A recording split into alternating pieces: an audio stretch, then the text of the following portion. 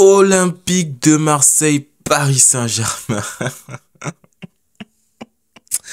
Désolé si je ris dès le début de cette introduction, mais c'est une vaste blague. Ce match, ça a été une vaste blague.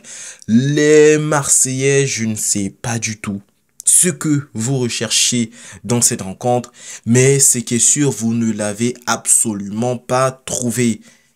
Comment ça se fait que vous recevez le Paris Saint-Germain?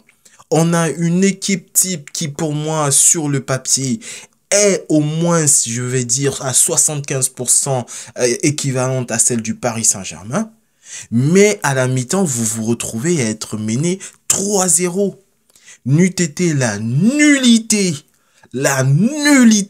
des attaquants du Paris Saint-Germain, en l'occurrence Asensio et Ousmane Dembélé. Ce même Ousmane Dembélé nous avait dit que j'ai 27 ans, je suis arrivé à un âge de maturité et cette saison je vous claquerai plus de buts. Comment ça se fait qu'un tel joueur puisse rater autant de buts face à des cages qui semblent totalement vides? C'est une folie. C'est une dinguerie qu'on ait un tel attaquant dans l'effectif du Paris Saint-Germain. Certes, il fait des différences. Certes, il trahit des occasions. Mais il est nul. Nul face au goal. Il est très nul. Très nul. N'eût été la nullité de nos attaquants, je pense que cette rencontre se finissait au minimum 6-0. 6-0. Parce que 3-0, on va se dire que oui, le Paris Saint-Germain a dominé la rencontre, oui, mais non. Rappelons-nous que Marseille a joué à 10 contre 11 la majeure partie de la rencontre.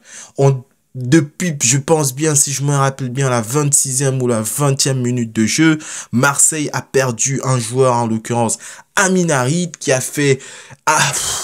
il a voulu, je sais pas trop, franchement, je sais même pas si ça valait réellement un carton rouge. Pour moi, je ne l'aurais pas donné, mais les arbitres ont été pour moi très sévères sur cette intervention-là.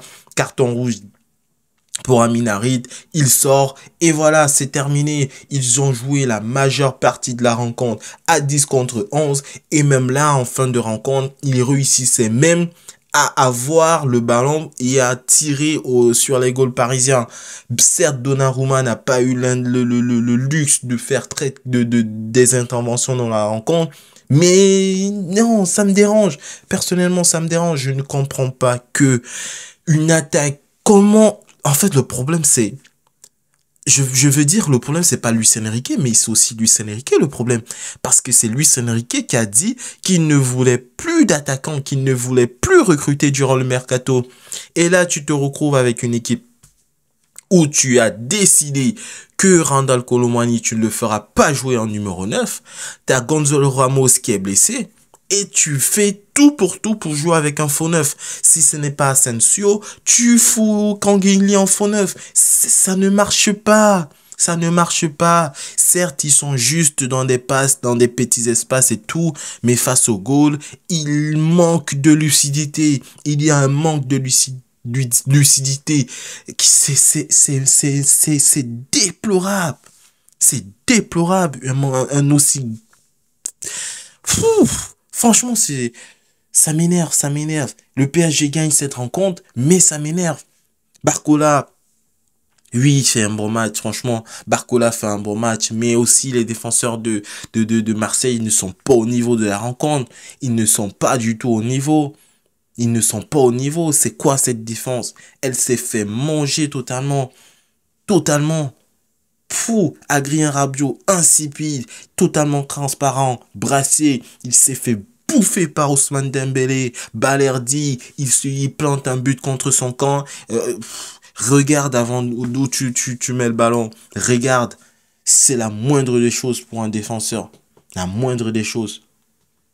Rouli, franchement, il fait son match, le gardien marseillais fait son match, il fait un très bon match, voilà. Les Parisiens ont été, je suis désolé, mais en voyant ce match, certes, le Paris Saint-Germain a gagné 3-0, mais je me pose des questions. Je me demande si on pourra faire une très belle saison à part gagner peut-être la Ligue 1, à part gagner peut-être la Coupe de France, etc. Mais en Ligue des Champions, ça va être compliqué. Si on a un aussi faible taux de conversion de nos actions de but, ça va être extrêmement compliqué pour exister dans cette Coupe d'Europe. Ousmane Dembélé, je ne sais pas, mais il n'y a rien à faire. Il a 27 ans, il va jamais changer. Il ne changera pas. Il ne changera pas. Il faut absolument un attaquant.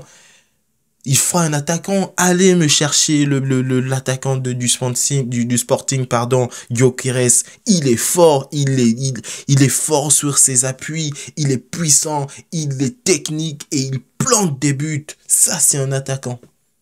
Voilà, franchement, jusqu'à ce que Gonzalo Ramos, normalement, bientôt, il devra faire son retour. Mais j'ai peur, franchement, j'ai très peur.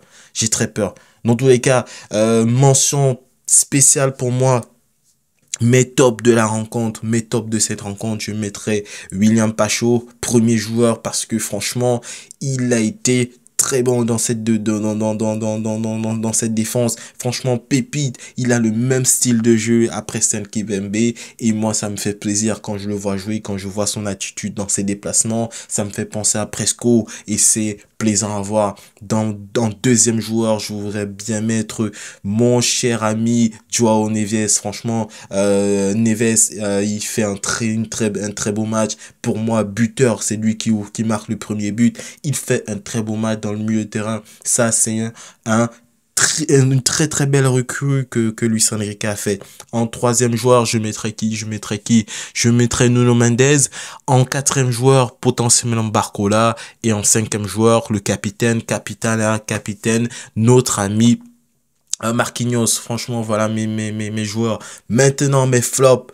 En numéro 5 de mes flops, je mettrai Balerdi parce que pour moi, c'est un gros flop. En quatrième position, je mettrai Brassier parce que il s'est fait bouffer. Troisième position, je mettrai potentiellement Adrien Rabiot qui pour moi a été transparent dans cette rencontre. En deuxième position, je mettrai notre ami Ousmane Dembélé. Ousmane Dembélé, t'as été très nul. En première position, je mettrai notre ami Ousmane Dembélé. Tu as été très nul. Franchement, il prend la deuxième et la première place. Il peut tout faire. Mais il ne marquera jamais. Jamais il nous fera une saison avec 20 buts. Il ne claquera jamais 20 buts en une saison. Dans tous les cas, voilà mon analyse de la rencontre entre l'Olympique de Marseille et le Paris Saint-Germain. Une fois de plus, les Marseillais se sont fait tabasser à domicile. Ils n'ont pas planté de but depuis je ne sais combien de rencontres. On parle depuis de 5 rencontres ou 6 rencontres consécutives à domicile que Marseille n'a pas mis un but devant leur public face au Paris Saint-Germain. Je ne sais pas comment les Marseillais réussissent à dormir dans une telle atmosphère, mais moi je n'y arriverai tout simplement pas.